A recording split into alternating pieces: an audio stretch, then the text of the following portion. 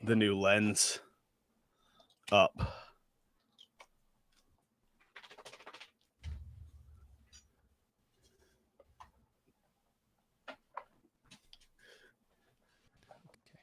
isn't that going to go on the TV?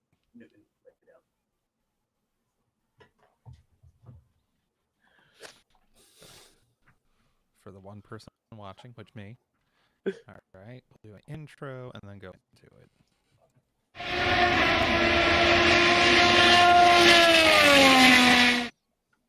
That was ear splitting, but it works. Welcome back, everyone, to the FTI podcast, episode 3. We're still doing it. I actually have decent audio and a decent camera this week, so it doesn't sound like I'm, dying. It doesn't sound or look like I'm on, a 720p camera, because that's what I was on last week. But we survived the weekend. Chris, I'm surprised you're walking and able to stand since you had to work all weekend. 32 hours of overtime in 2-day periods. So, yeah, I don't know how I've made it this far either. Guys, subscribe so that way Chris doesn't have to kill himself working. So we can make money. It's really funny. Every time this happens, I'm like, oh yeah, the money's gonna be so great. And then Monday rolls around and I go, why did I do this to myself? But yeah. Guys, you can also hire us to take photos of your motorsport events, along with from the infield. We also have Ohio Motorsports. We're based out of the Summit County area in Ohio. And we'll come out, we'll photograph your events. We got some stuff up on motorsportsohio.com. You check us out. We got a bunch of events this year, taking photos, having them up on our website. So if you need somebody to photograph your racing event, contact us. And that helps for lives and the show.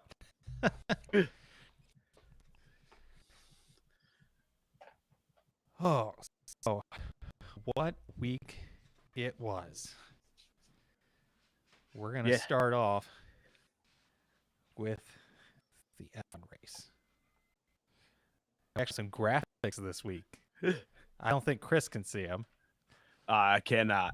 He cannot. They look great, Chris. You'll be able to watch them later. All right. So, as our resident F1 person, I have to say that race was kind of boring. I mean, Max Verstappen just got to go for a Sunday drive around a beautiful desert circuit with no real chance of anybody even coming close to passing him. I mean, I think he even, every single one of his pit stops, he just came out ahead. He was so far of his teammate or, one of the Ferraris that I mean, just handed the win to Verstappen. And it's just like we saw years ago with Mercedes. It's just that with Red Bull and Verstappen he's our new Hamilton. Yeah, I was. I will refer to myself as the resident #1 F1 hater. Not that I hate F1, that I just feel like in the years, it's never very competitive. You always seem to have one or two teams that are just on top of it, and then everyone else just fights for the scraps. You could say that about all the major racing leagues, but I was first time watching an entire F1 race in probably years yesterday and taking notes. My first note I wrote down, Verstappen 3 seconds ahead on the second, 4 laps in. The commentators were saying half a straightaway ahead, lapping the field a whole second faster than the rest. 4 laps into the race.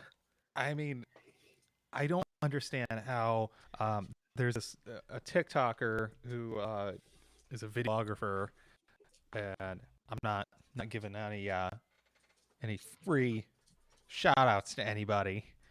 Um, but he's the motorsports TikToker that's a videographer, not the photographer one. That if you know them, you know. But he was talking about how all these people on TikTok and these toxic F1 fans that are always going on about how F1 is superior to every other racing series, but you can watch the Australian sports cars or IMSA or IndyCar, and it's 20,000 times more entertaining than an F1 race is ever going to be. Yeah, and it was something to do in my 12-hour shift yesterday. Throw it on my phone, watch in the background, be mad about things, and write some notes down to compare to the other races. A lot of my notes really just time differences in a lot of the race. By lap 18, top 5, there's a 25-second difference between 1 and 5 on from Verstappen to, I think it was Hamilton at the time, was in 5th. 25-second difference, just 18 laps in. And that's your top 5. Those are supposed to be the, top 5 cars in the league. And there's a 25-second difference already. And I don't think there was a 20-second difference between any of the Indy cars yesterday. Yeah, I mean, a lot of it like I said, I'm more NASCAR and IndyCar first. I think IndyCar yesterday was by far and above the best race of the day.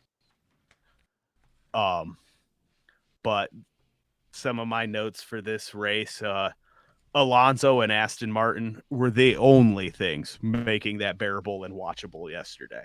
That was so okay, Alonso. After kind of the crap year he had last year, all the troubles that the Alpine had, and then to be able to go into this year, first race, and pull off a podium in what's best, a midfield car, or used to be midfield car. It could be a contender this year, at least in the hands of Alonso. I don't think anything in the hands of Stroll is ever going to be a top tier car. Impressive for him to do what he did yesterday with the injuries. I mean, yeah, it's no feat to drive one of those cars and then to drive it injured. It's pretty impressive. I honestly still don't think he should have been in that car. No. Yeah, he might have been able to pass the 6-second jump test, but they were showing I saw a bunch of pictures all over Twitter afterwards of the team having to help him out of the car. I mean, on the grid, at they're doing the national anthem and all their ceremonies and stuff, and he's literally trying to put his hands on his hips, and he can't hold his wrists like that, and he has to put them right back down to his side. And then a lot of the turns, he was taking his hand off the steering wheel to complete the turn, and normally you just hold on, you keep them on, twist, yeah, and I mean that's totally not safe. They should have just let, I think it was Dragovic, I think it was Felipe Dragovic is their reserve driver. I could be 100% wrong, and you wouldn't know either. Yeah. They should have just let the reserve driver do it. Give them a week to rest. I mean, it's speaking of the beginning of the race, the parking penalty for Ocon. Oh my gosh, Ocon it took them 12 laps for the stewards to give him that penalty. Yeah, and 12 laps in. I mean, how long into the race was that for them to give the penalty? And I don't know what service you were using to watch the race. But ESPN. on F1 TV, I mean, they have, these people have been doing it a long time. And I think it was David Coulthard was maybe one of the commentators yesterday, and all the commentators were like, he was barely out of his box. Yeah, I mean, I Out of his literally start box, and for them to give a penalty over that, and they were like, it looked like Sainz was even kind of out of his box. in my notes, I had it capitalized, bold, underlined, a parking penalty, exclamation point, exclamation point. I mean, he was barely over that line. And then, he gets that one, then gets a second one for maybe someone turned a wrench before the 5-second clock. Yeah. Then turns around and gets another one for speeding in the pits. And then the broadcast said something about a third 15-second penalty. Did they misspeak and just combine the two, or did he end up with a third penalty? I think out of total like 35 seconds. Okay. Then yeah, that would make sense. Google search here. Ocon penalty points. If I can spell penalty. Bahrain. I'm surprised that didn't. Okay. Just give me a total number. I guess we know what they were all for. Go to Sky Sports. Sky Sports for information.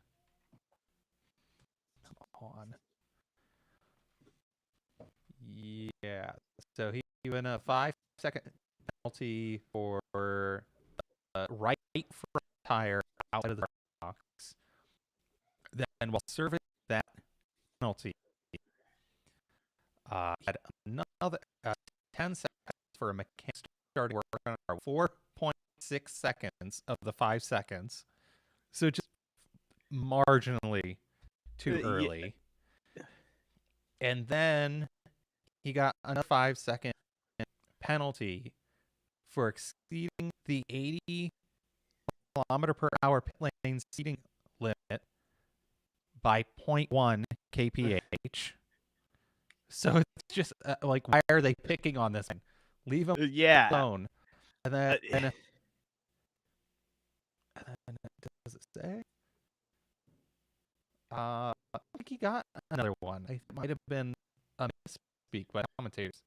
Yeah, I think they might have just added two of them up or something, because that's all I had noted. I only see those two, or those three. Yeah. So, a total of 20 penalty points. But that's a lot. That is just stupid. Like, it was so, I was laughing to myself after that, because last week or the Daytona, you were making fun of the NASCAR penalties for something. I think it was speeding on pit road, or Kyle Busch. He always gets a penalty. Ocon's the new Kyle Busch. He's the Kyle Busch of F1. Yeah, forgot what I'm talking about. Other than that, I mean, your McLaren really putting on a show this week. Oh, yeah. I mean, Piastri's engine dying at lap 15. Yeah, and then I think Norris finished. For everybody at home, Chris can't see this, but I have the results coming up on the screen. So yeah. I mean, Ocon finished last, or he finished 18th. Piastri finished last. His car just died. Leclerc, surprise, Ferrari died. Pretty common occurrence in the last couple years. I have it in my notes. Lap 40, Ferrari throws it away. Memes. Yeah.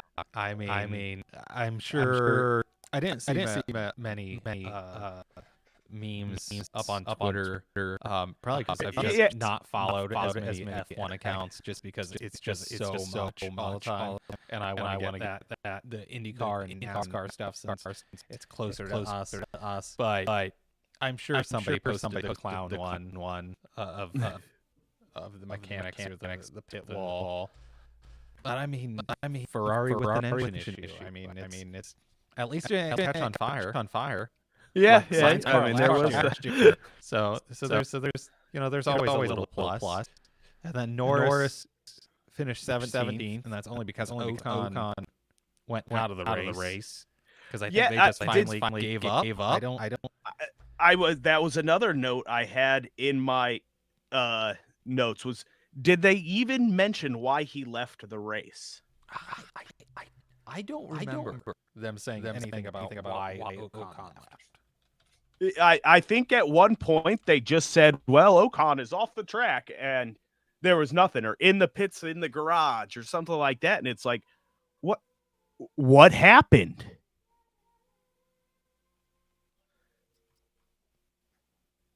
Yeah, I don't see anything in on Google saying why he. I'm sure somebody will not comment because nobody watches this or listens to our podcast, so they won't know. I don't know why he was out of the race. But I mean, I think it was actually a really great showing by the only American citizen that's in F1, Logan Sargent, pulling off a 12th place in a Williams. Well, I mean, again, I don't know a whole lot, but I know they were ranked as one of the lower teams, and I think both drivers did pretty well yesterday. I mean Albon within points, so that's pretty good. Williams doing anything in points is amazing. I mean, none of the AlphaTauris made it into the points. Which is surprising. I don't think Tsunoda's a really strong driver, and De Vries has kind of been out for a while. He was. I mean, he is. I think he's a champion in Formula E. I mean, that's just kind of glorified go-karts, in my opinion. Come at me. But then you had. I mean, for Stroll to pull off 8th or 6th is pretty incredible, to be honest. I mean, with the 2 broken wrists and like I said, the Astons yesterday were the only thing making that bearable. Looking through my notes, I mean, Alonso and Hamilton battle, Russell Stroll battle. It was the only thing making most of it seem racy. You had some of your mid-pack battles, but those were the only real exciting moments of the day. I mean, do they need to? Maybe they should do some more drug testing, because I don't know if I could. I don't know how a human races a car like that with 2 broken wrists. So we made predictions last Monday, and my prediction was Sainz, and your prediction was Max. So you get a point there for the safe pick. I mean, that was that.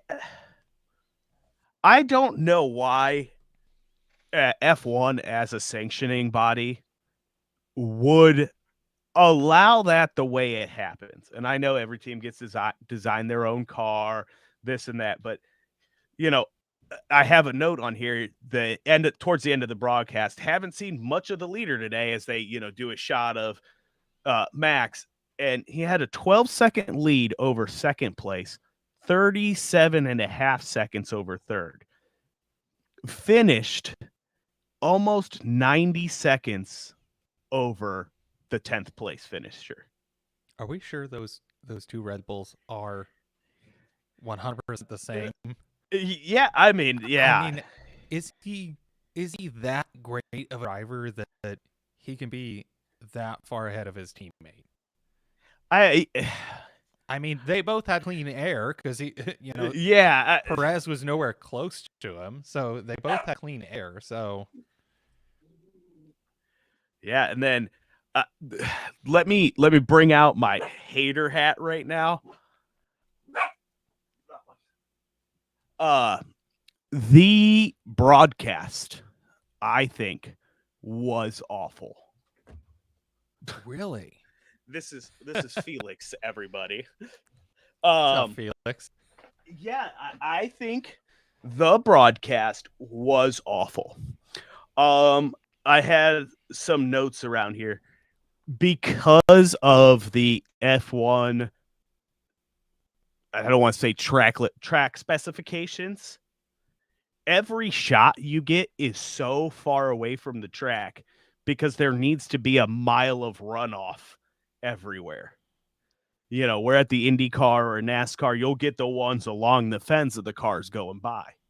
Well, at the beginning of the race, every shot they're showing is a mile away. And as they're panning, they'll stop and there'll just be a scaffolding in the frame as you see Max's car go around. Yeah, and it was just like it was all day. Beginning of the race, gratuitous helicopter shots. I mean, how many times are you going to show me the cars from the helicopter? Oh, there was one point where, so in case people don't know, F1, not all of the branding that you see on the track is actually at the track. They do like AI graphics over top of the track, and sometimes it's extremely noticeable. Like last year in Australia, it was just this Pirelli, and I was like, that's not painted in that field.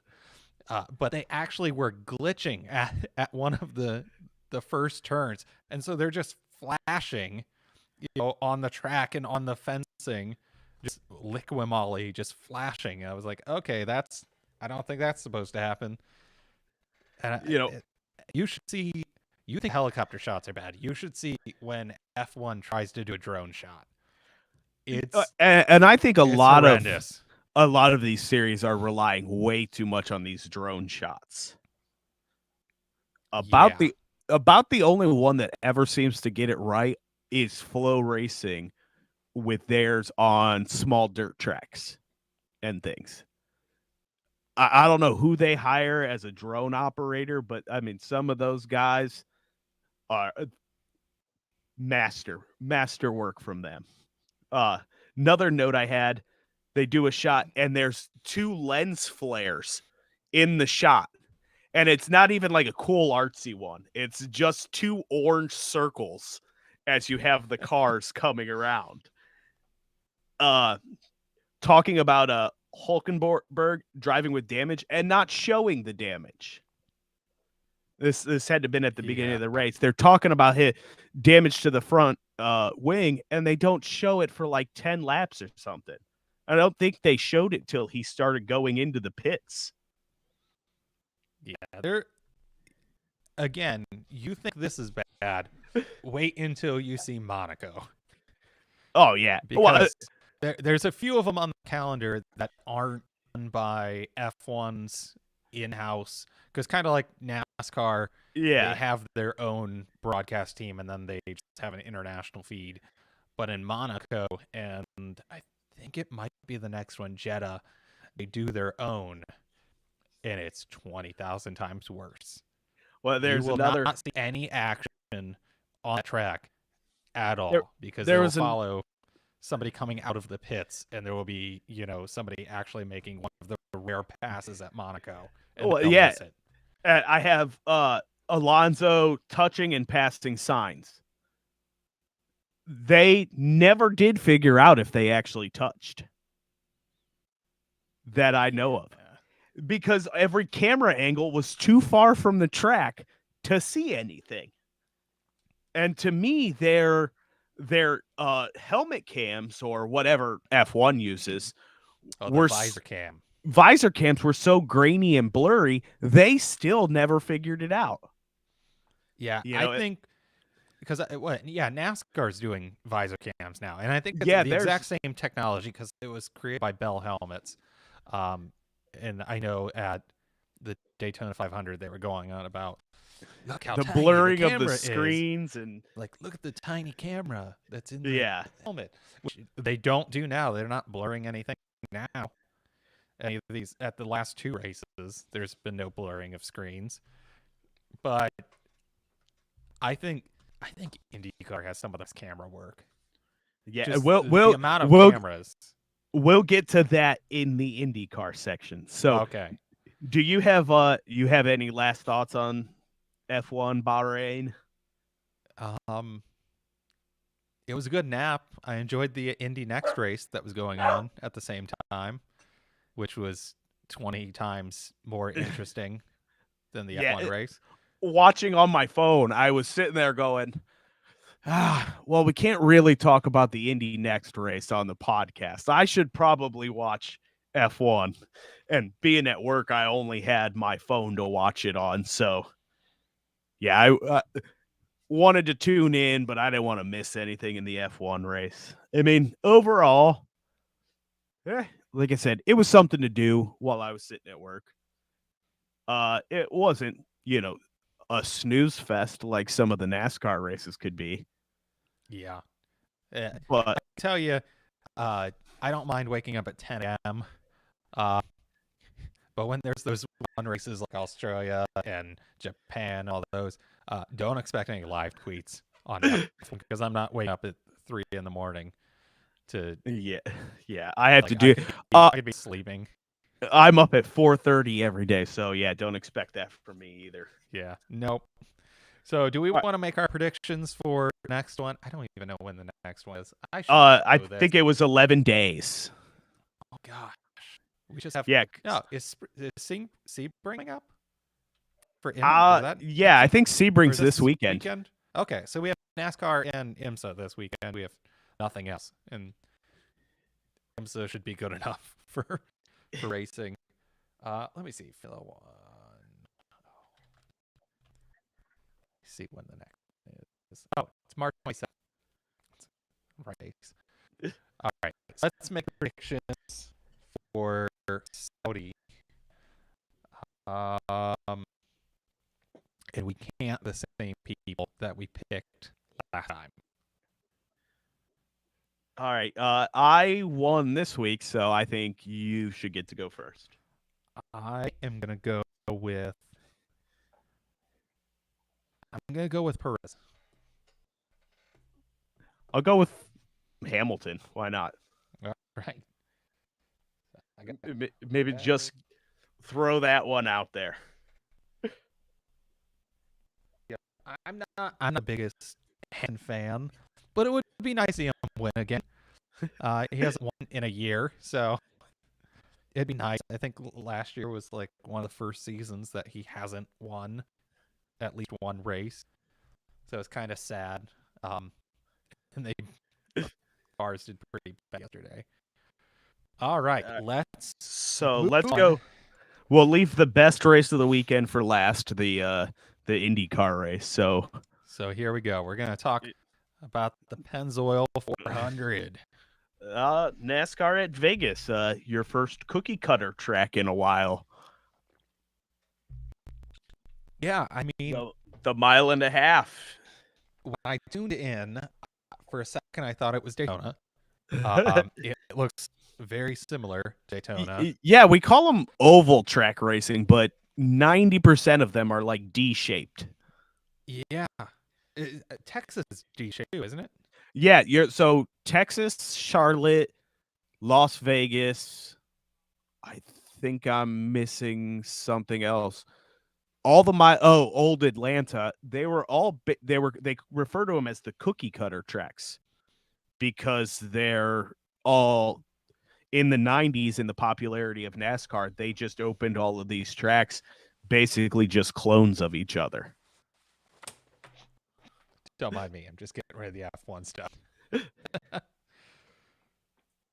So yeah, me as the resident NASCAR fan, typical mile and a half race.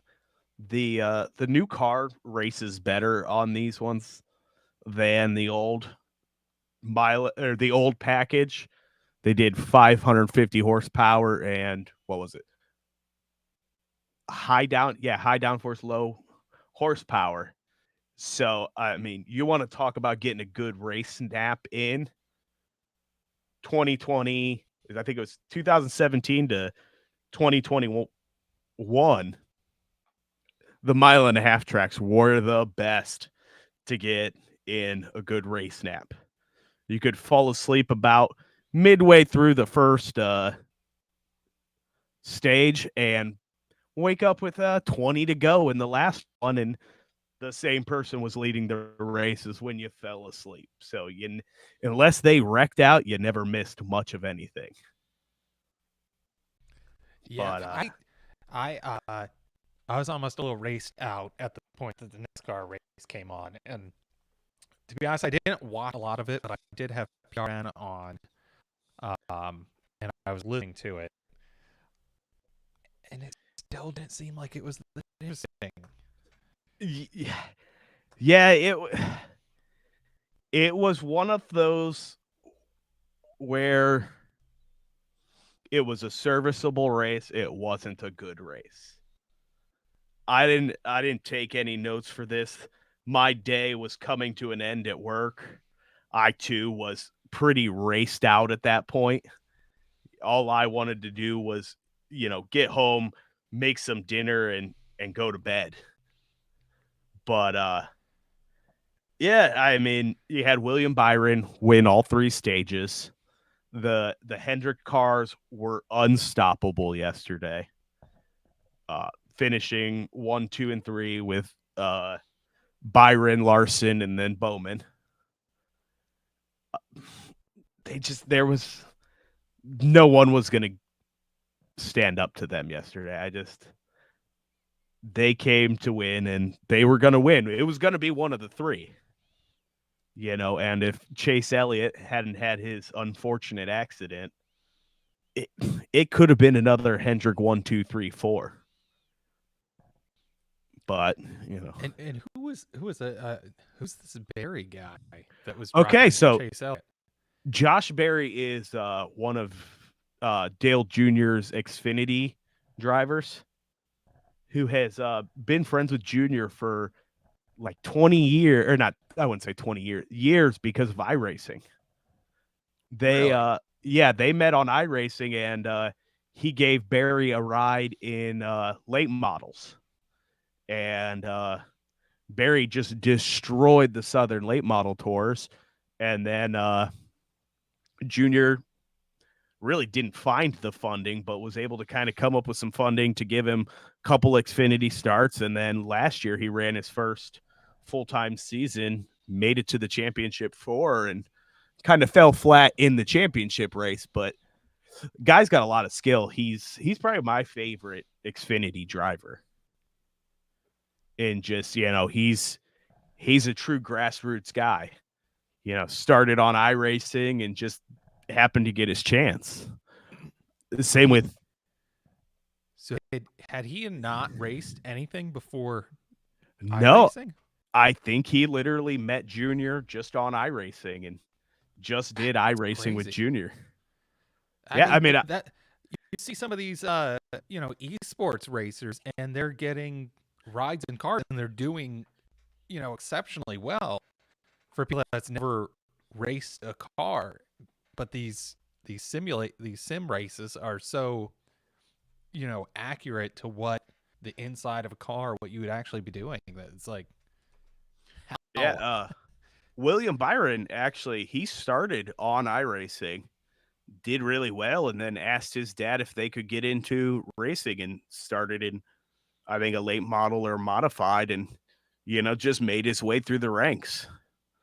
One of the big prospects right now in trucks, Raja Karuth. He's another one, started in just iRacing and NASCAR games, made it to ARCA last year, raced the full season of ARCA, and I finished, I think, third place overall in the championships in ARCA, and they do theirs old school points wise.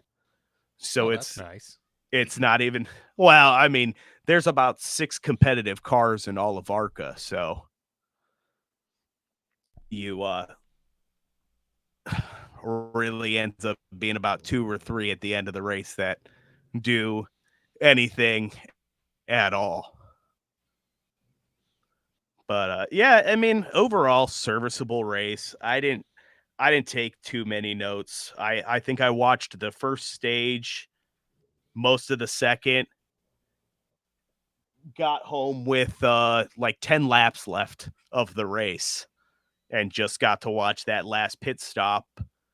You know, Eric Almirola went into the wall, and of course I spend too much time on NASCAR Twitter and went, "Oh, Mickey Mouse caution. They're just trying to cause a, they want the caution for drama." But I mean, he was 90 degrees to the wall spinning. So it wasn't a You Mickey Mouse caution. are you quoting Darian there Yeah. from Black Lives Matter? Yeah. I think he's the one that uses that phrase the most I mean, on anytime Twitter. Chase Elliott wins a race, that's all NASCAR Twitter is. He could win the race by 4 laps and, just be the fastest all day and perfect. And it'll be, oh, that was a Mickey Mouse win. They have haters. I guess NASCAR fans are just as toxic as F1 fans. Okay, maybe not as toxic. I was trying to agree, and then, but if you were on Twitter in 2020 or 21, rather, at the last race, that'll not be talked about. Yeah, that was pretty bad. Yeah. If you get the Max and Lewis, fans going at it, I mean, it's entertaining for a little bit. Well, I mean, 2020 in NASCAR had this a big one in the championship race where a back marker's brake rotor exploded, causing a late race restart. And I don't remember if Chase was leading or not, but he ended up pit stop coming out and winning the race in the championship for that year. Wow. Dang. But yeah, the Almirola spin set up for a restart. The Hendrick boys came in with and got 2 tires right sides. And I mean, the race was won by the pit crews, which that'll be another topic here in a second that I want to bring up. But William Byron beat Larson out of the pits, followed by Bowman. Truex stayed out on his old tires, and it just, even with just 2 tires, there was no stopping them. Truex was a sitting duck. And Byron went on to win the race. But that's what that sets me up for, is watching all 3 races this weekend and watching the different pit stops, the way the pit stops are done. That was something pretty interesting. F1, because it's the fancy boy sport. You pull in and there's 15 mechanics standing around the car. Each one has one job, and you're like, oh, that was a 2-second pit stop, and it's like, yeah. I mean, you have a 2.6 pit stop, and that's a bad pit stop. Yeah, and it's like, well, yeah, you can have a 2-second pit stop when one guy, his only job is to take the nut off and put the nut back on. And then you go over. Yeah, I think I was talking to Mike Schenk last year, and he said, a IndyCar pit stop's like 6 seconds. Yeah, and then you got NASCAR 10 to 11. So it's funny. Then we go on to the IndyCar race where it's kind of a hybrid of the two. They still come around the car, do their changes, and then they kick the car out. And the NASCAR, you have the most, I would say, athletic of the three, where half of the pit crews, majority of the pit crews, are just retired, basically professional athletes, whether it be ex-collegiate or, people who might have not done well in the NFL. They're out getting their second chance doing pit crew stuff for NASCAR. Yeah, I think NASCAR is the only one that actually has dedicated pit crew members. Yeah. Because F1 are all mechanics. I think the same thing with IndyCar. It's mechanics. And, like in F1, it could be, this guy's working on the engine, earlier in the day, and then he's, performing a pit stop. He's a jackman, Yeah, and, like I said, pretty uneventful race. Now, just like the F1 race, I'm going to criticize the broadcast for NASCAR. Is NASCAR on Fox is awful. Is it the person that replaced Sony this week? No, or was she okay this? Because her Indy 500 was not the greatest.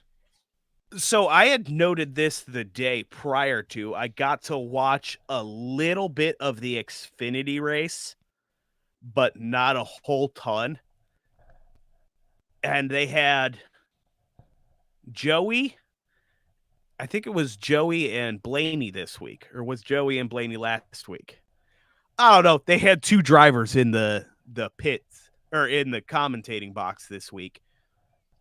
And it just, with, I think, Jason Alexander, and it just flows so much better than Clint Boyer, the guest, and, I just blanked on his name.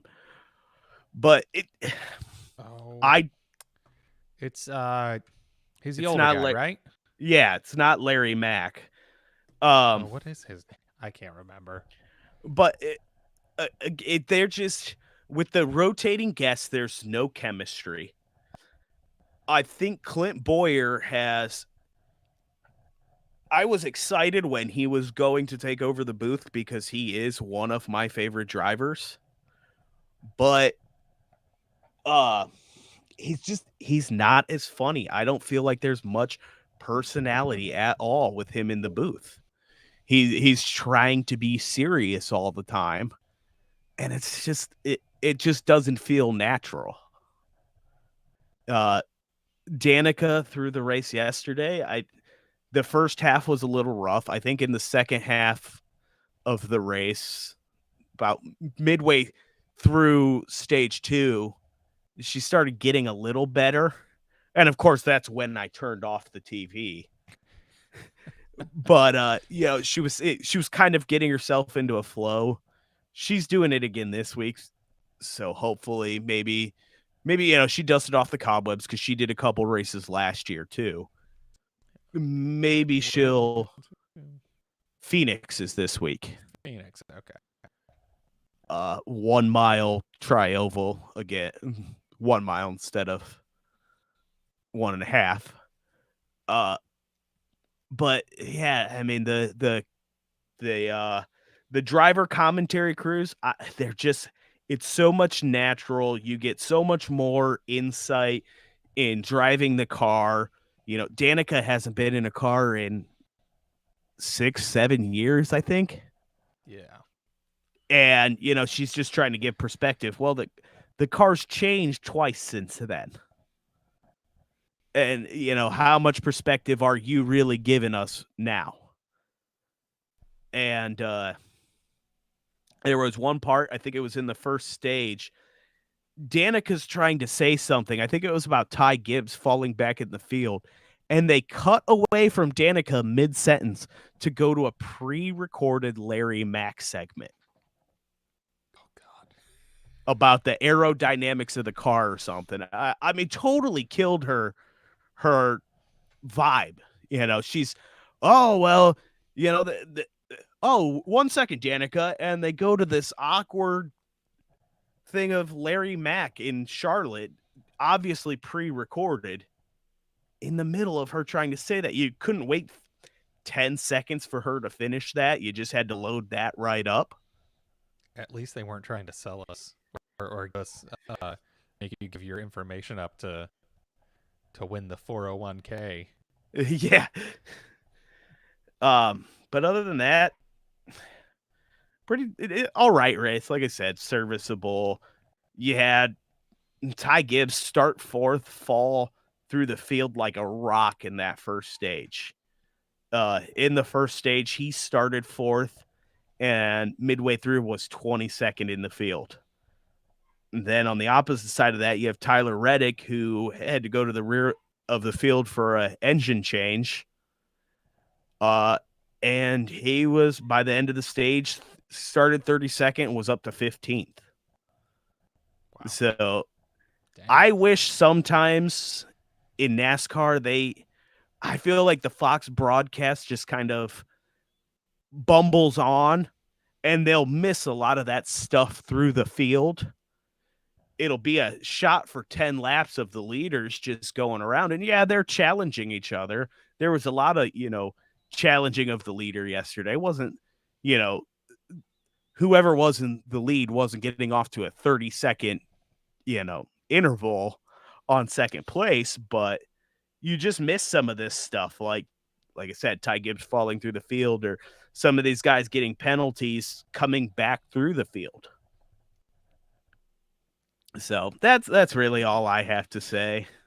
Most importantly, was the T-Mobile commercial as I don't know if it was as prevalent this week. I know they did is it the Xfinity one where they're on the moon? Yeah, that one's annoying too.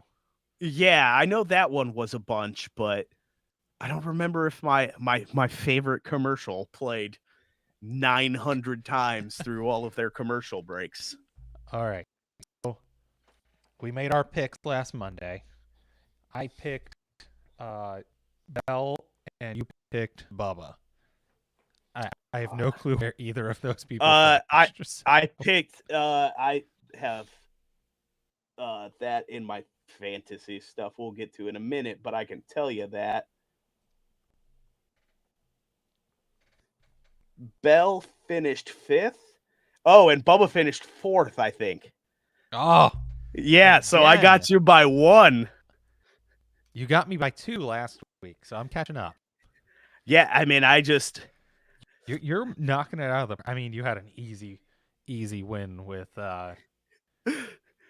Max in F1. I know I have you in IndyCar.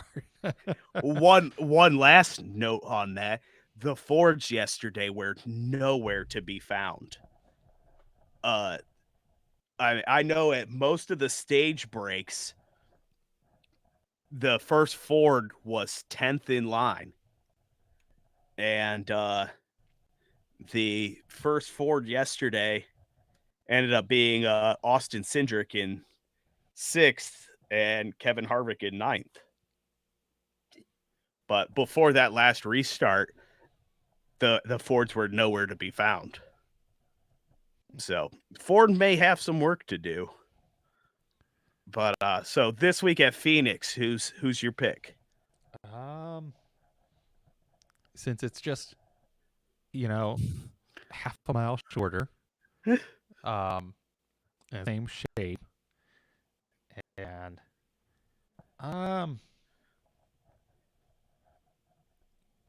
let's go with Larson. Okay. Since he'll probably, his car will probably die this weekend, but knock on wood, it doesn't. I want to go with Harvick because he has 9 wins there. Yeah, you know what? Let's go with Harvick. Will this be the second time that you win with Harvick? Probably. All right, so lastly, the creme de la creme of the weekend. Oh, yes. I think the most exciting of the races, the superior open wheel racing series.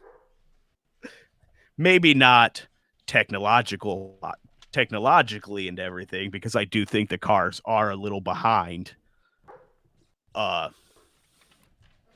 technology wise, but yeah, the IndyCar race at St. Pete. Oh my gosh.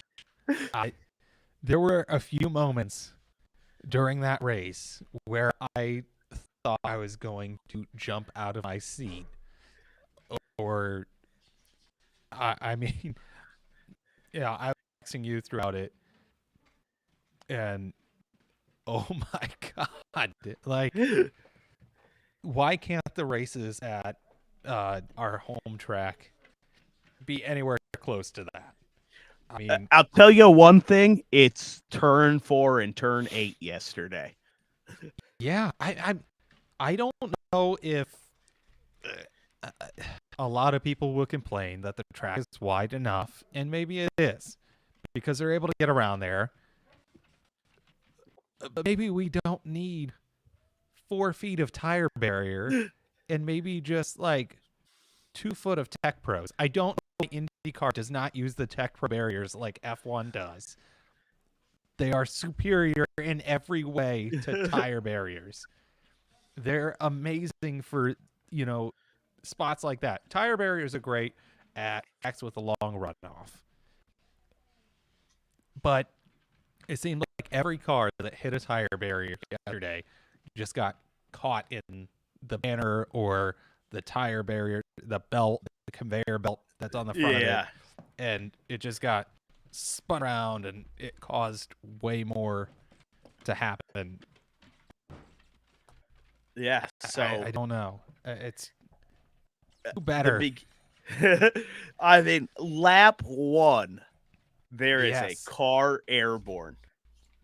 And for people watching, I actually have it here. Have it up on the screen. We'll have it looping while we're being. Oh, that's right. Right. Oh, no. Oh, here it is. Got ahead of myself. So I mean, just. Oh my gosh! It started with Rossi. He got a little loose. Was it Rossi? Yeah, it was Rossi. Yeah, it was Rossi. a bit, and then a little wobbly, and then I think it was Malukas that checked up, and then that caused everything to go bad. Just a chain reaction. I mean, it was one of the Meyershank cars. DiFrancesco. Got into DiFrancesco, and then all of a sudden here comes Peterson just holy crap, spatula the car. Yeah. Just I have never seen a car do a pirouette. and that was just the first one. Yeah. I mean Okay, guys. Roman Grosjean's the pilot, not everyone else. Yeah, because the broadcast like to mention that a billion times that Grosjean flew his way to the track. But holy crap! It just like I'm watching it right now, and it's just I still every time I see it, I can't believe it. It just that was amazing. Oh man. It's so bad. Yeah, and then after that, you're just, you're like, how can this get any better or worse? And it just the action just never really stopped. No, it was never there. Yeah, it wasn't just wrecks. It was just the lead changes, the pit stops. It was you have so much tire fall off in this series, of the alternates to the reds to blacks, or I guess now it's this year the greens to blacks on the street circuit. Only on street circuits. Yeah, I don't know why. it's their sustainability. I mean, they are using 100%. And how the heck did I not know this until like last week that they got rid of Speedway and now it's Shell, and it's a 100% renewable fuel, which is kind of cool. I mean, F1 doesn't even have that. Yeah. And they're trying to push fake, you know, their virtue signaling with their environmentalism. But well, yeah, I mean, not to get too into the weeds on that, how can F1 be the most environmental when they're literally shipping things all over the world on ships and planes? You know, there's no better way to do it, but yeah, so I was about to say, at least Extreme E uses a ship. And then yeah, research as well. But my goodness, that race was... Yeah, I mean, just some of my notes in here, you know, they start talking about tire failure. I don't remember where he started. And I mean, just Pato blows by him. Kirkwood was in 5th and fell down to 16th. Grosjean, lost 3 seconds on the alternates at lap 30 after his lap 30 or before his lap 33 pit stop. I mean, it's the tire wear. Andretti was doing so great at the start, but those tires are just garbage. And the bad thing is, it's just the sidewall that's the the recycled or the some special plant from Arizona or something that Firestone has a monopoly on. But the rest of the tires are the same as the blacks, but they just completely fall off. And I don't know. Are they just trying to engineer better pit stops with using these tires? I think it makes for the most excitement. I mean, a lot of my notes, you get with these tires, you get the perfect pit strategies. You know, from the beginning of the race, you hear, oh, is this going to be a 2-stopper or a 3-stopper? You know, is it, well, we'll conserve fuel and, you know, take these tires to the limits? Or do we want to come in, get the tires and have quick ones for a few laps and, you know, worry about fuel or this and that? I think the tire fall off in IndyCar, along with the pit stops, makes for the exciting races. I mean, they brought in all his teammates, and then he's just still out there on the alternate. And he's over the radio saying, "Do I still need to worry about fuel?" And they're like, "Yes, you do. We're going to keep you out." And it's like, please, just save the man. Yeah. I mean, here's a note I have. You had the more pit lane stuff after the Connor Daly spin. You had that battle off of pit road of Dixon and then Scotty Mack on track, which is and that is so I don't like it. I don't like it. It's here's what I have is what they call it. Here's what I have though in here. The stewards in this race had a decision before they went green. They did. You know, it wasn't 12 laps later that a decision was made. But yeah, and then shortly after that, we get the second airborne crash of the day. Yeah. I have that one for everybody watching. If I click the correct one this time. Yeah. I mean, VK just gets caught up in the tire barrier because literally they have like 6 rows of tire barriers where you have like 2 rows of tech rows and it'd be fine. But you just gets caught and then Harvey gets into him and then Kirkwood just launches and the freaking back end of that car is got to be like 8 Yeah, I feet think in the the broadcast said 7 or 8 feet in the air. which is nuts. And then slams down, and then he finishes the race. Like, Yeah, I mean, you had, how? and it was just slight nose damage. You know, that's all. Yeah. How the heck did that not like completely knock everything out? I mean, and then you just every wreck, you just they cut to a shot of Michael Andretti just dying inside. Yeah, he's just. But yeah, I mean, Harvey. It was a little scary how slow he got out of the car. He was in the car for quite a while, and then you saw him with the paramedics and the safety team, at the back of the ambulance, and then getting the news that he was sent to the hospital, to a local hospital, which is scary. I mean that was a hard hit. I don't know how Peterson didn't have to go to the hospital either. That was. I mean, it shows the safety of all of these modern cars, whether it be IndyCar or NASCAR, F1. The hits these guys take, and they hop out and just, oh, nothing. It wasn't that bad. I might be sore tomorrow, but and it's like you're watching on TV, like, wow, I hope I just didn't watch his career or his life end.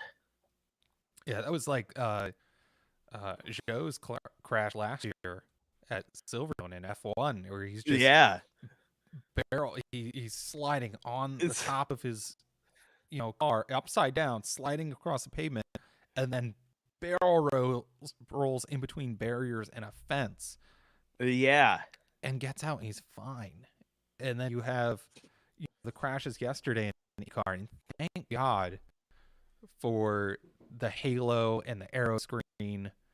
That it's a little sad that these guys can hit this hard, and in a NASCAR you can just bump the wall a little bit and you get a concussion. Yeah, so it's a little bad, but thank goodness. I mean, that's, I don't know if we had touched on that, but they spent all winter redesigning the rear clip on the next gen car, and drivers were still complaining about the hits to the rear. I bet Christopher Bell was like 2 weekends ago. Yeah, so that's something we'll have to keep an ear out for. But yeah, I mean, after that wreck, you got Herta set in the wall by Will Power. Oh, his quote was so good. I the quote. Let's see if I can get it. Which at first I didn't think that Power did much too. Yeah, but he did. He did. I don't really know if he should have the penalty for it. It seemed to me just like a racing incident. But I know they had. Go ahead. I was to say, I know they had talked about it later on in the broadcast. I have a note about it that Power was sent to the rear for unavoidable contact. Looks more like a racing deal, but then the commentators, like, the more they played the replay, it looks like Herta gave him room and Power just kept pushing the issue. Yeah. And what did he say? He said, oh, where's it at? Here it is. It's the greatest quote ever. It's straight face. He said, talking about willpower, Herta said he wanted to use the neck over for a track move. Oh, yeah, I do remember that one. Yeah. I was like, that is the greatest quote of the weekend. Yeah. Or maybe Perez made a quote in the post-race interview for F1 saying that there were 3 Red Bulls on the podium. A comment back to Aston Martin having a very similar side pod design. I mean, still the Colton Herta quote. Yeah, wins that's quote of the week. yeah. I mean, Maybe that should be a segment we should do. Quote of the week. yeah, The craziest quote. yeah. comes I mean, my favorite driver, Alex Bowman, always has something to say. You know, you got Denny and Kyle who whine about everything on the planet. Kyle, you know, he's got the snapbacks of the century half the time. So yeah, it could be fun. You can tell that I am so stupid about NASCAR that I was listening to PRN during the race, and they mentioned that Denny Hamlin is co-owner of 2311, and I was like, oh, so that's the 11 in 2311. Like, how did I not put that together? I was like, oh yeah, it's just Bubba Wallace and somebody else. And I was like, oh, it's Denny. That makes sense now. Yeah, Michael Jordan and Denny Hamlin.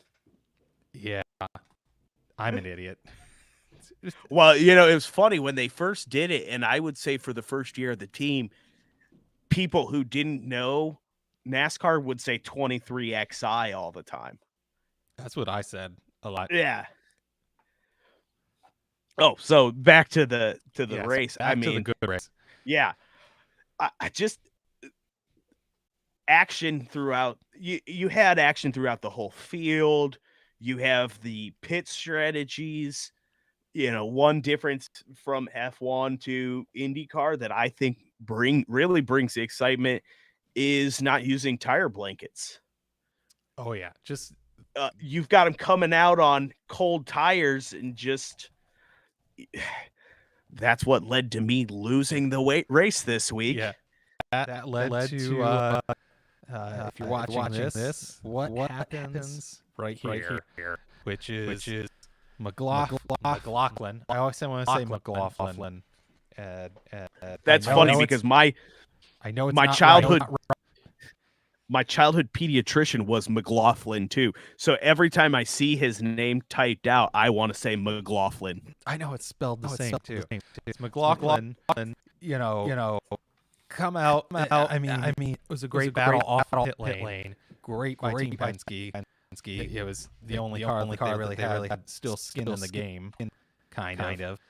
And it just goes bad because he's out on cold tires, and you know he's trying to beat Grosjean around probably the worst corner to try to beat him around. I mean, there's plenty of other spaces that he could have used some push to pass or whatever. And there's probably plenty of push to pass left after all the cautions. But then they just and I don't. I still watching it. I don't know how he got caught up. I don't know how he couldn't turn out of that after Grosjean hit, and then he just gets collected. But yeah, it's just those cold tires. He locked them brakes up, and I mean he sent Grosjean into those tire barriers. Yeah. But it was so exciting. Yeah. You have Grosjean, who hasn't won a race since 2011. This could have been his he didn't win anything in F1 because he was racing for Haas, and he didn't win anything. He was with who? He was in IMSA, Rick Ware. He wasn't in. His first year he was with Rick Ware. Yeah. But and then he just you could see it in his face after dude, that interview was just like yeah. Just him slamming the tires after he gets out of the car. Both of the drivers. I mean, they had a head-on shot. Yeah. Both just slamming their steering wheels. Just both pissed completely off at what they did. But it led up for my favorite driver to get into the lead. And I mean, I would say Pato is probably one of my favorites too. Last year when we were doing the photographing the Mid Ohio race, the fan base for Pato was amazing. You know, they were everywhere. It was orange everywhere you looked, and he qualified really well for that race. I don't know how he ended up doing in the race itself, but in Mid-Ohio? Yeah, last year. Didn't he wreck out? Yes, I don't think did. he didn't finish. I can't remember what turn or where or what caused it, but I think his car just died. Yeah. I think it was some engine problem or something that caused that. So are you hinting at what happened yesterday now? More engine issues or something, you know, and they're coming across, you know, down the runway there. Yeah, final turn into the and just something happens and then Ericsson just gets around him and I mean, I jumped out of my seat when that happened. It was just like what happened? We just stopped. Yeah, I mean, you're watching. It's another driver who just deserves a win. And rarely makes a mistake. He's amazing. Over the broadcast, they were saying he told Zach Brown that just leave him alone for a couple months on the off season. They just need to break. And it worked. He came out, qualified amazing. You know, made it into the fast six, and then was up front throughout pretty much the whole race. And I was surprised how great Rossi did. I mean, somebody on Twitter was saying, what a horrible day for McLaren. I said, well, it's doing a lot better than Team Penske, who's the top tier team, and they have two cars in the top five. Yeah, and that engine it was almost like someone grabbed the car and just stopped it for a second, just long enough for Ericsson to get by him. It looked like the TV lagged. You're like, wait, what? Are we playing iRacing? Did your ping just drop out? How is Award the only one that's lagging? But and then before that, you had the brake fire. Oh my gosh! Newgarden's car. He's just driving around.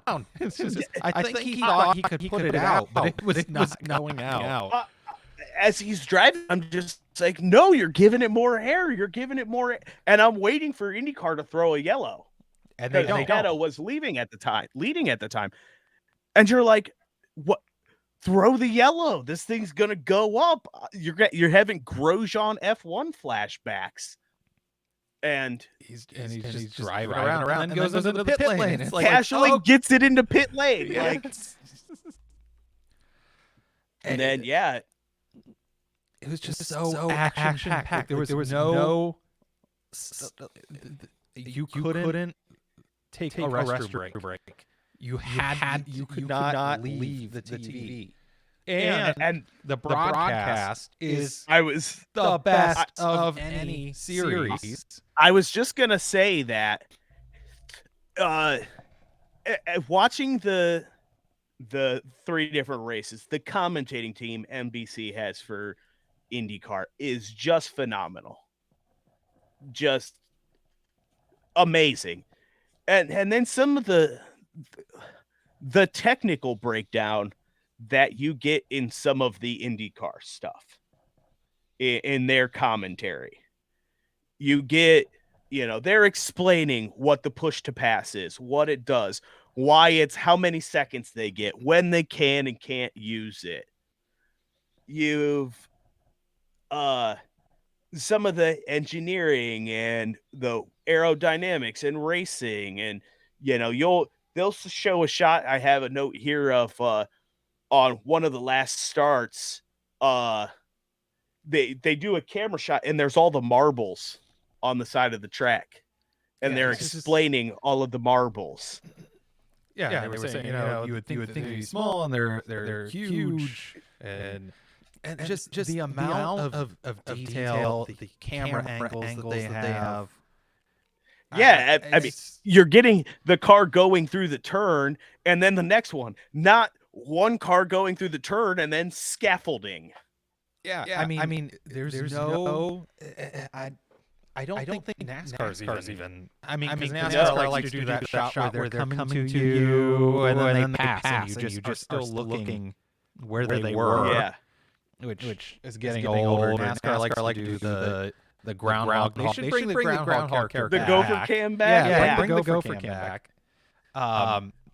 But just the detail in IndyCar, and they don't cut to a weird studio and have a random person talking with this green screen background with fake cars in it.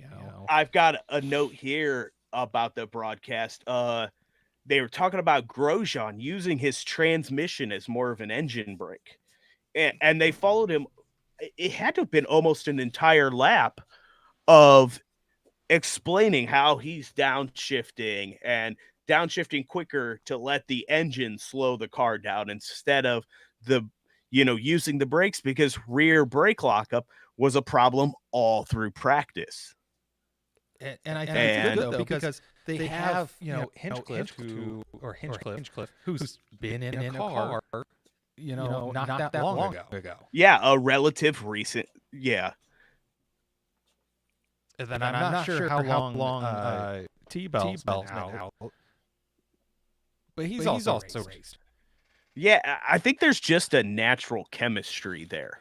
Yeah, like the guys just all get like when you see them at the events and stuff, because they do at some of the other circuits, it'll be in the middle of qualifying or practice or something, and they'll be all around the place. They won't just be in the paddock or in the grid. They're like on the other side of the track, over in one of the spectator mounds. Doing the broadcast, and they're just walking through, and you can say hi to them, and they're really nice guys. Where I don't feel like you could do that with the Fox guys because they're too busy in the pit lane or in the booth. I think this is something we can maybe hint to in the future, is maybe we can do something on the differences between the IndyCar and NASCAR events at Mid-Ohio this summer, because they are only a week apart. Yeah. I mean, full video and podcast on the differences. Yeah. I mean, we're going to be at Mid-Ohio. If you care, we're going to be at Mid-Ohio for like 3 weekends in a row. Talking, they have Vintage Grand Prix, which it was Trans Am. Yeah, the Trans Am cars are there. And is it American Formula Regional? I think is there. Yeah, that's in April. I think that'll be our first ones coming up. That's the IndyCar feeder series. Okay, yeah, and then we have IndyCar, which is over 4th of July, so it's a nice weekend to be there. They have fireworks and stuff, which is nice, and then we have NASCAR the next weekend with the Truck Series and ARCA, and I don't know if they're going to have another support series. I hope to God they do, because neither of those take that long, and hopefully it's not I wanted to say like it was last year. Last year there was like day of the truck race, there was like a 3-hour lull that I think I ate lunch and just I bought a second t-shirt and just kept walking around because there was nothing to do. There's nothing to take pictures of because there's no action on track. Yeah, so it's, and just so you guys know, we might cover the big series here on the podcast, but I mean, we go to all sorts of racing here in Ohio with our sister site and stuff, Ohio Motorsports, and we Chris gave me his schedule of the events that he's planning on going to this year, and I was like, holy crap. Some World of Outlaw, sprint late model races, some, could you call NASA and that touring cars? That's Or more grassroots time trials and Spec Miata. That's just a fun variety of stuff all day to go and watch and just hang out at the track. well, Chris is gonna be there if the Miatas are there. Yeah, I do own a 92 boosted Miata, so Come on, why isn't there a race car yet? I did a little too much work to make it a show car because that was cool, 10 years ago when I bought it. So we need a race car now, so we can now get it's some too really good pretty content. and little too fragile to go out. I shaved the engine bay, so half of the engine bay is just redone. I don't know if I would pass tech at most real racing events. I saw an MX-5 on Marketplace. Yeah, I bought mine about 10 years ago with 89,000 miles, zero rust, perfect condition. I paid $3,100 for it.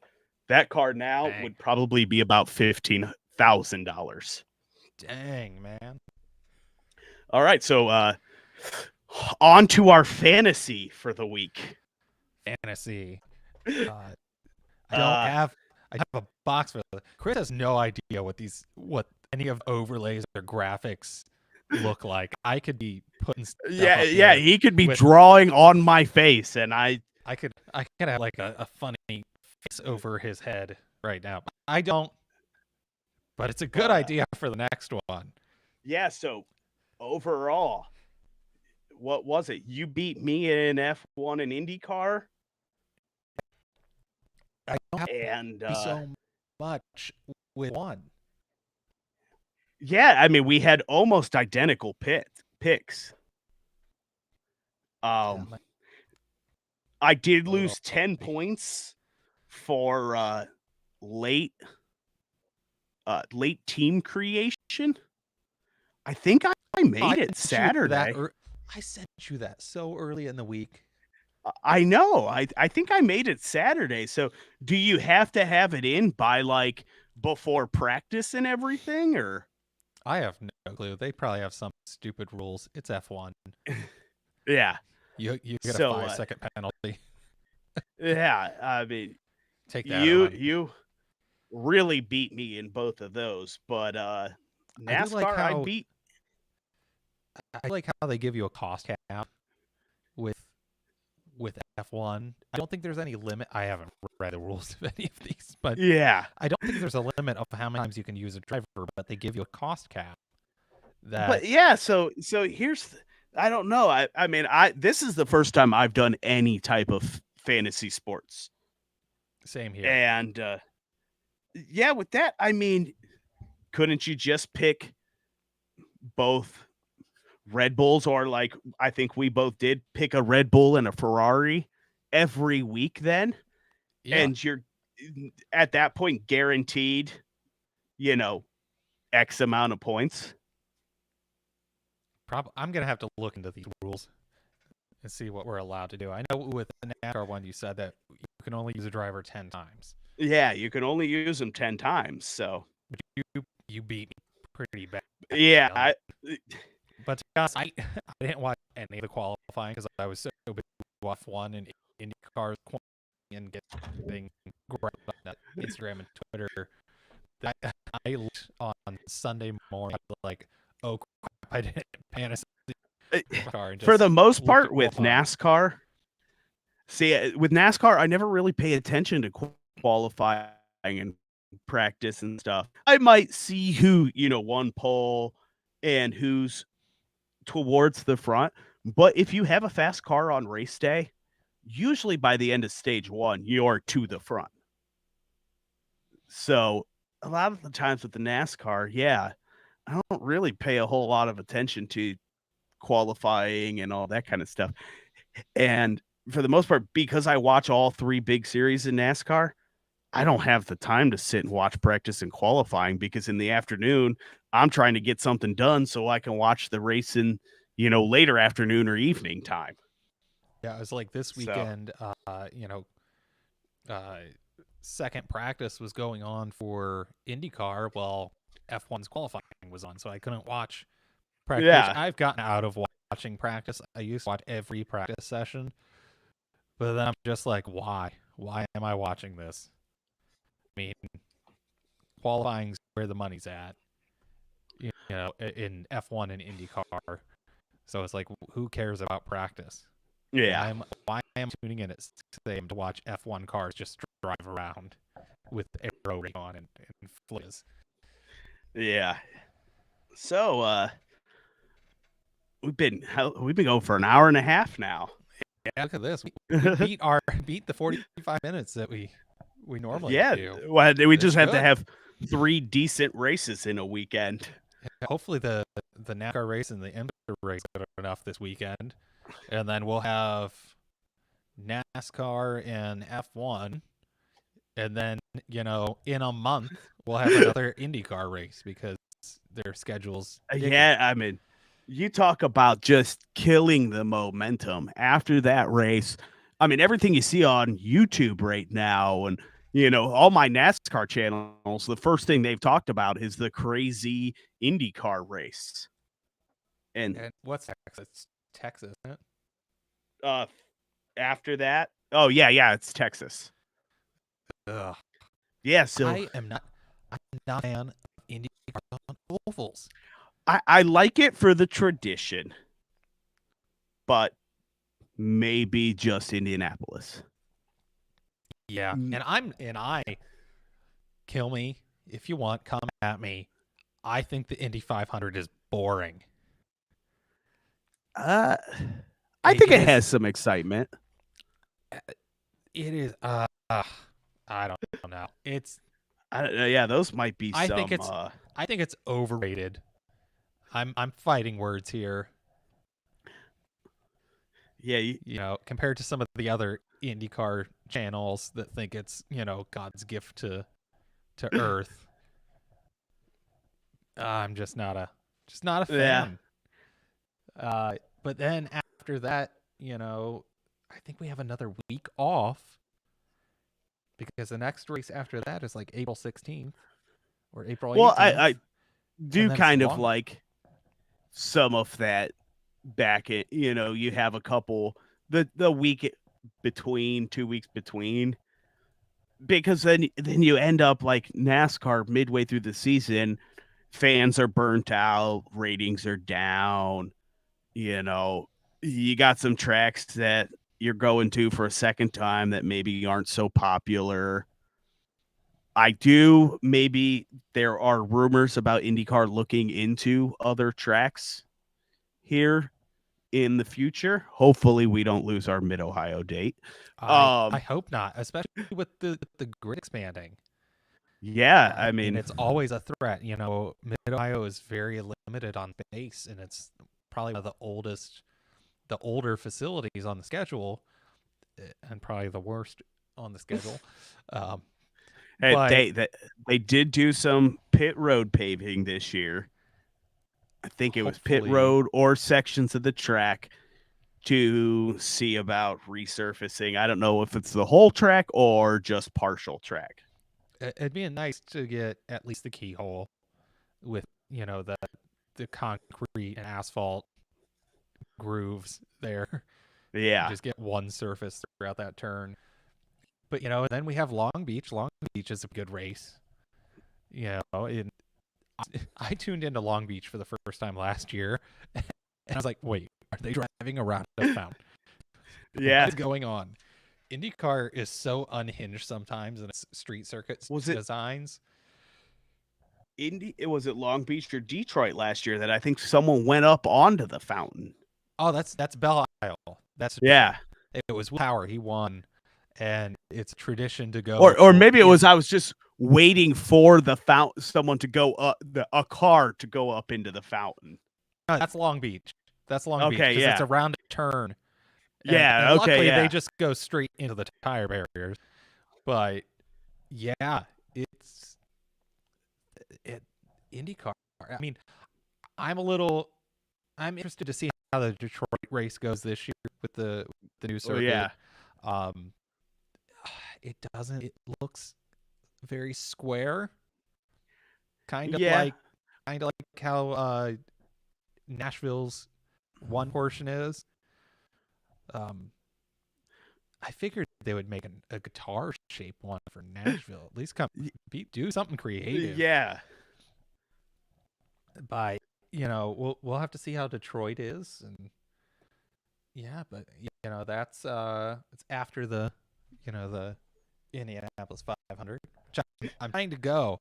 I want to go to at least one, a couple of races in Detroit, or not Detroit. You want to go to Detroit too, but some of the races there in Indianapolis, maybe the first GP and then the NASCAR IndyCar weekend. Yeah, I'd really like to do I think I'm going to do the doubleheader this year over my yearly Michigan trip. I mean, you have to. Who wants to go to Michigan? Yeah. So, as we close out, anything else for this week? The dogs are getting a little impatient under my desk, I should say. I don't think so. I think that's all. This was a great podcast. Hope people listen to it. It should be up on. You can catch us every Monday at 6 p.m. Eastern time. And we do it live, like Bill O'Reilly here on YouTube, and then it's up on anywhere you can listen to, anywhere you choose to listen to podcasts. It's up on Tuesdays, and hopefully we can entertain you guys. And if not, leave some comments, leave some hates, leave some. I do gotta say it's getting better every week. So yeah, at least we had audio and good picture by both of this week. Yeah, it seems like I'm one lacking. But I think that's all, guys. All right, we'll see. Oh, did we make IndyCar picks? We'll wait for that till we have time. We have a month. I was gonna say something about that, and I was like, you know what? It's a month away. We can just make it then, because by then we'll have forgotten. Yeah, I think there's a barber test sometime in between, that month too. I think there's a test at Barber Motorsports Park too that some of the teams will go. Do, but I think that's a good place to leave it. We'll see you guys next Monday. We're gonna talk